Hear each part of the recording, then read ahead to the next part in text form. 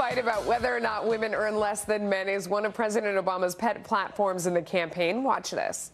Son of a single mom, proud father of 2 daughters, President Obama knows that women being paid 77 cents on the dollar for doing the same work as men isn't just unfair, it hurts families. So the first law he signed was the Lilly Ledbetter Fair Pay Act to help ensure that women are paid the same as men for doing the exact same work. Because President Obama knows that fairness for women means a stronger middle class for America. I'm Barack Obama, and I approve this message.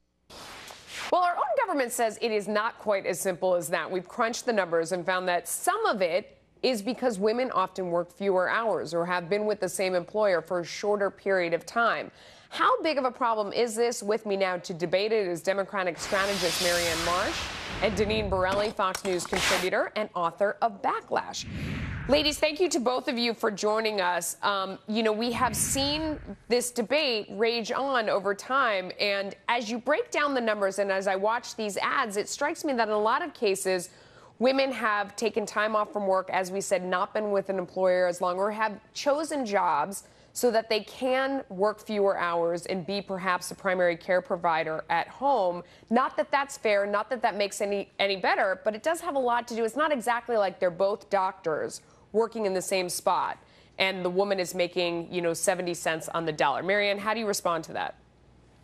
Actually, that's not true. Even when you control for all those factors and you control for geography, like you did in the last segment about where you live, your education, not just what kind of education, but what school, all those factors, women always make less. And in most cases, it's 77 cents on the dollar. I don't know one woman who at some point in their career hasn't confronted the horrible reality that their male colleague in the same job was making more money than they are. And, oh, by the way, when you add to it the fact that only of all the Fortune 500 companies, there are only 19 women CEOs, 6 in the top 100, 0 in the top 10. When it doesn't happen at the top, it certainly doesn't happen in the middle or the bottom. Every woman knows they never make as much as the guy next to them. Deneen, what do you think about that? Because, anytime you make the CEO argument, I always feel like it sort of falls apart, because what it takes to become the CEO of a company is this relentless pursuit up to the top. And a lot of people like myself have stopped to have children, have worked fewer hours at different points in time because you want to be home more. I think it may or may not be right, but there are reasons why there are more men who become CEOs. Or do you disagree? You're right. There are different reasons why people make different choices based on their needs in life. But, I don't believe government should be involved in setting the standard for what salaries should be. Salaries should be based on the market and competition, not based on government. And this ad is very misleading because it's changing the data to fit their own debate for Obama. He's playing the woman card.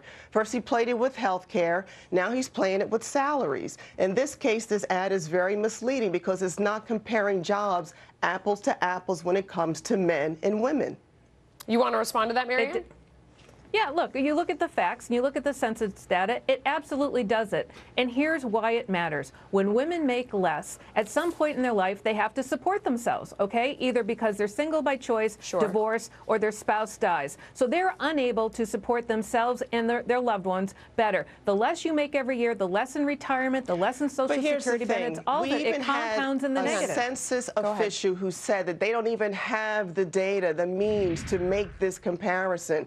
This is why this ad is very misleading. It is misleading the American people. Wait. I slow you both down for 1 second because, everybody can kind of find data to prove what they want. I mean, that's one thing we sort of see along the way. What is the benefit of having this sort of conversation? I mean, Marianne, what do you think is positive that would come out of this other than, once again, sort of pitting one group of people against another?